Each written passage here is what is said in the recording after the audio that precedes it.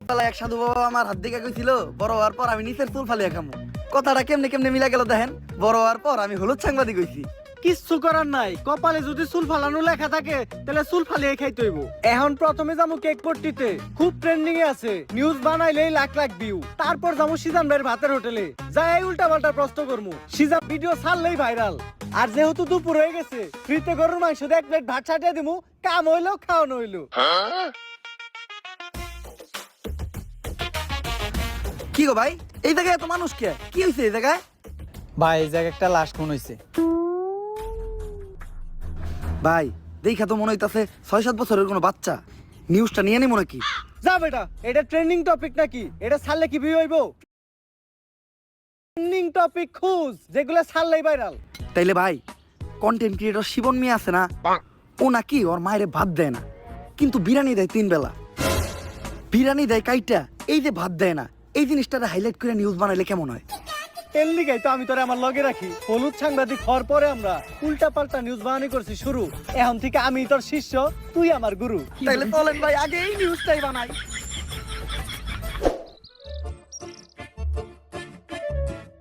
Sir sir sir দাঁড়ান, একটু দাঁড়ান। স্যার আপনি করে দেখে মনে হইতেছে আপনারা মিডিয়ার লোক। আমার ছোট্ট একটা বোন মাদ্রাসায় পড়ে, বয়স মাত্র 13। এক জানোয়ারের বাচ্চায় ওরে দর্শন করছে, কিন্তু কোনো বিচার পাইতাছি না। মিডিয়াই তো এই দেশের সব থেকে বড় শক্তি। স্যার আপনারা এই বিষয়টা নিয়ে একটা নিউজ করেন, যাতে আমি আর আমার বোন ন্যায্য বিচারটা পাই। আরে বেটা, এটা কি কোনো বিষয়? দর্শন তো এই দেশে প্রতিদিনই হয়, এটা নিয়ে নিউজ করার কি আছে? ট্রেন্ডিং কোনো বিষয় থাকলে কও, যেটা নিয়ে নিউজ করলে লাখ লাখ ভিউজ আইবো। এক কাজ করো, কেক বানাও আর নাইসে নাইসে কেক বিক্রি করো। এই নাও আমাকে কাট। যদি এটা আসলেই করো তাহলে যোগাযোগ করো, আইহানিয়া ভিডিও বানিয়ে দিয়ে দামুনি। আর এখন আমাকে সময় একটু কম, স্বপন মিয়ার পারিবারিক বিষয়ে আঙ্গুল দিতে হইব। জান ভাই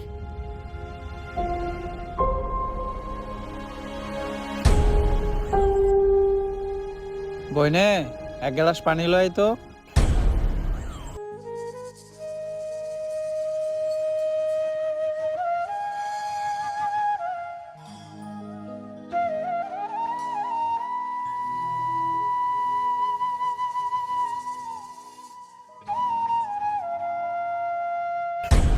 এই যে আমি আমার সব মার্বেল এনে রাখলাম, আমি যদি এই মার্বেলটা লাগাইতে পারি তাহলে তোর সব মার্বেল কিন্তু আমার। আর না লাগাইতে পারলে তোর সব মার্বেল আমার। ঠিক আছে, তুই একটু হইরা বয়। কে? তুই যদি অনেই বয়ে থাকস, আমি মার্বেল মারলে এই মার্বেলে না লাগলেও তোর মার্বেলে ঠিকই লেগে যাইব।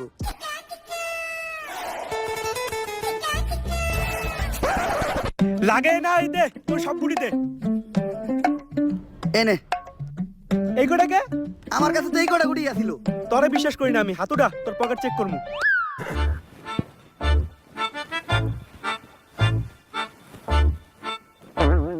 কিরে তুই মিশা দখলি কে? এই যে বড় বড় দুটো মার্বেল তুই তোর পকেটে লুকিয়ে রাখছ। ওই দুইটা স্যার আলাই কর, আমার পকেট ফুটা। তুই আমার পার্সোনাল মার্বেল হাত দিছস। আরেকটা মার্বেল আছে যেটা দিয়ে আমি মারছি, ওইটার সামনে ওই করতে পড়ছে।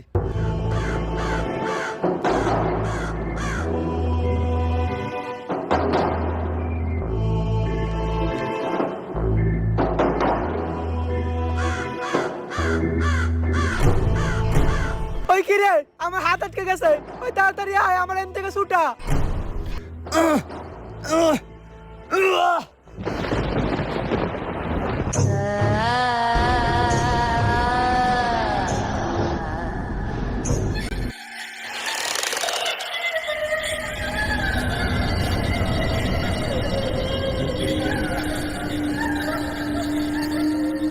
সঞ্জনা মুক্ত হয়ে গেছে, কাউরে বাঁচতে দেবো না, সবাই মরবি, তুই মরবি, তুইও মরবি, তোর নানি মরবো, আমি মরবো, সঞ্জনা কাউরে বাঁচতে দেবো না, সবাই মরবি, পালা, তাড়াতাড়ি পালা, তোরা সবাই পালা, মরবি। কে সঞ্জনা? আর কেন মারবো আমাকে সবাই? আরে ও পাগল, ওর কথায় ভয়টাই পাইস না। ভাই আর আমি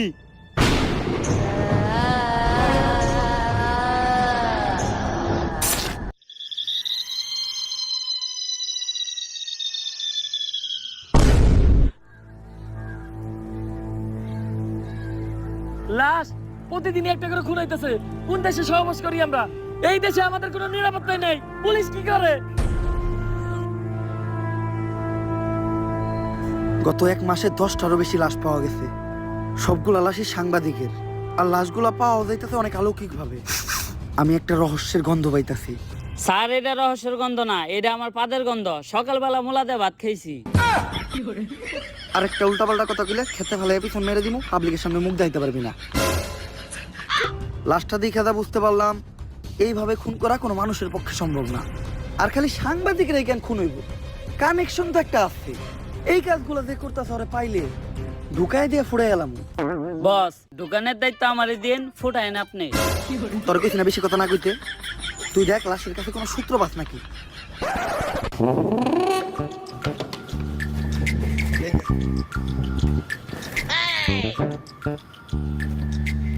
স্যার, কোনো সূত্রই তো পাইলাম না। ভালোভাবে দেখছস তো? কোনো কিছুই পাস নাই? না স্যার, লাশের পকেটে 500 টাকার কোনো নোটই আসিল না। বাই কর 500 টাকা নোট বাই কর। ভন্ডামি কর পাট পার খেতে ফেলায় পিছন মেরে দিমু, পাবলিকের সামনে মুখ দেখাইতে পারবি না। কি মাইরা দিতে চাইছিলি তুই? এটা জানোস এটা কেসের কত বড় কাজে লাগবো? স্যার, আমার ভুল হয়ে গেছে, আপনি আমার মাফ করে দেন। যা মাফ করলাম। আপাতত 2 প্যাকেট বিড়ি নিয়ে আয়। আপনি না কইলেন এটা কেসের কাজে লাগবো। এমনিতে আমার মাথা গরম, বিড়ি খেলে মাথা ঠান্ডা হইব। আর আমার মাথা ঠান্ডা থাকলে আমি কেসে মাথা খাটাইতে পারবো। এইভাবে এটা কেসের কাজে লাগবো। স্যার, যা করলেন জীবনে, উপরে গেলে দিবনে। ঢুকায় দিয়ে ফুড়ে এলাম ওরে তোরে।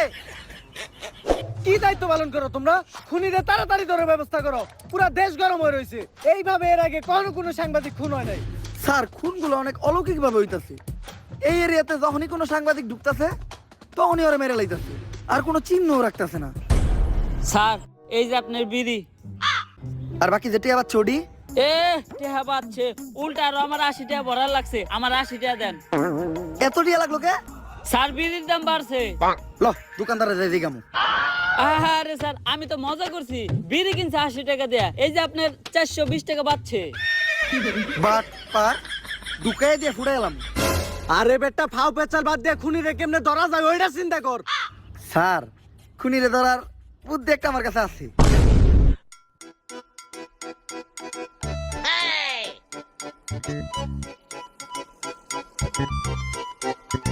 স্যার, আপনারা দুইজন মিলে আমার এই বলিটা দিলেন। আরে তুই কোনো চিন্তা করিস না, আমি আর এসপি স্যার আছি। আমরা থাকতে তোর কিছু হইতে দিব না। আমার আমাকে জীবন দিয়ে হইলো তোরে বাঁচামু। এই তুই এনে থাক, আমার খুব মুতে ধরছে রে। স্যার, মুতে তো আমারও ধরছে। চলেন দুইজন মিলে একলগে মুইতাহি। এই তুই এই জায়গার বিষয়টা দেখিস, আমরা একটু মুইতাহি। স্যার, আপনারা না কইলেন আপনারা আমার জান বাঁচানোর লিগে জীবন দিয়ে দিবেন? আরে বেটা, জীবন দিব তো কইছি, মুতাটকা মতো কই নাই।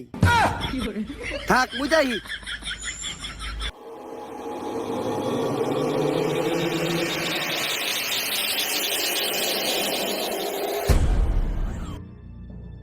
আরে এই জায়গায় তো কেউ নাই, তাইলে আমার কান ধার দিল কেরা?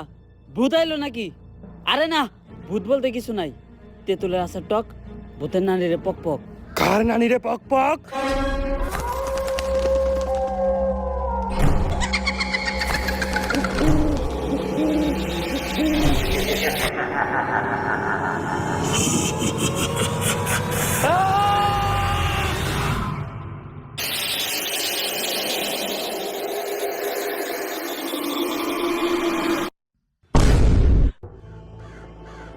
ওকেরা আর আমাকে কনস্টেবল কই?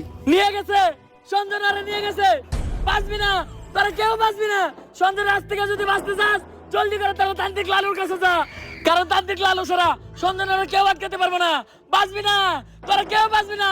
তোর নারীরা বাঁচবে না, আমি বাঁচবো না। যদি এই পাগলের কথাই সত্য হয়, তাহলে তো আমাকে তান্ত্রিক লালুর কাছে যাইতে হইব। কিন্তু তান্ত্রিক লালুটা কে? আমি উনার দুই পাশে থাকে দুই কালু, একটা একটু বেশি গালা আর একটা একটু কম। তান্ত্রিক লালুই হইলো সব ভূতে গজম।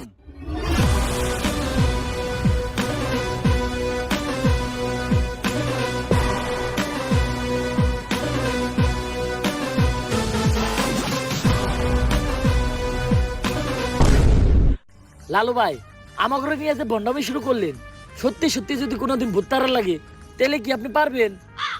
হন, আমি যখন থেকে ভূত তারাই, তখন থেকে তোর পাখিও খারায় না। তারপরেও ভাই, এই ভন্ডামি আর কতদিন? বাংলাদেশের মানুষ খায় ততদিন। বাংলাদেশের মানুষ তো খায় না। 3 দিন ধরে ব্যবসা শুরু করছেন, বনি তো হইলো না। বাবা আমার বাসান বাবা, আমার বাসায় কি জানি হয়েছে, সারা রাত কে জানি হাটে, ডরে ঘুমাইতে পারি না। কাস্টমার আইছে, বনি হইব রে। বনি হইব, বনি হইব। তুই একদম সঠিক জায়গায় আসছস, চল।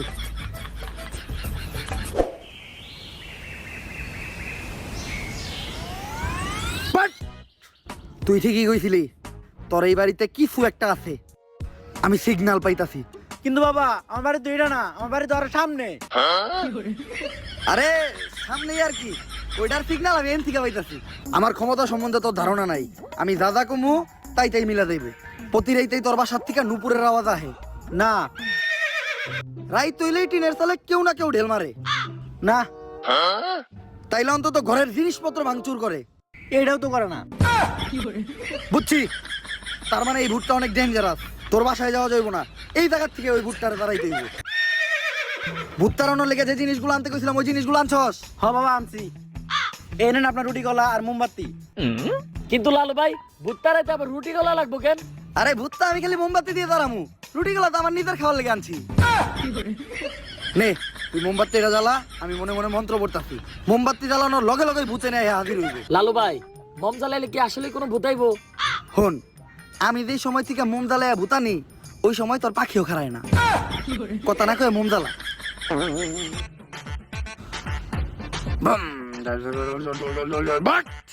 আইছে, আমি স্পষ্ট দেখতেছি ওই জায়গায় আইছে। কানাই দেখছে, তার মানে ওই ভুট্টা তোর বাসা থেকে বাইরে হয়ে মোমবাতির ভিতরে আইছে। আরে ও তো কানা, ও তো মানুষই ঠিক মতো চোখে দেয় না, ও আবার বুদ্ধি দেখলে কেমনে? ছোটবেলায় মুরব্বীরা কইতো হনত নাই, বুবা প্রাণীরা ভূত জিন দেখতে পায়। কিন্তু ও তো বুবা না, ও তো কানা। এই দামুকা ভূত তারামু না, এই ভূত তোর ধ্বংস করে লাইবো। বাট বন্ধ হালার করে হালা, কান থেকে বন্ধমি করো। কার লোকে বন্ধমি করতে আইছস? তো কথা নিয়ে লাগে আরেকবার নাকি? কপাল ভালো, ও খালি তগরে মারছে। আমার গায়ে যদি ও হাত দিত ও বচ্চ হয়ে যাইতো।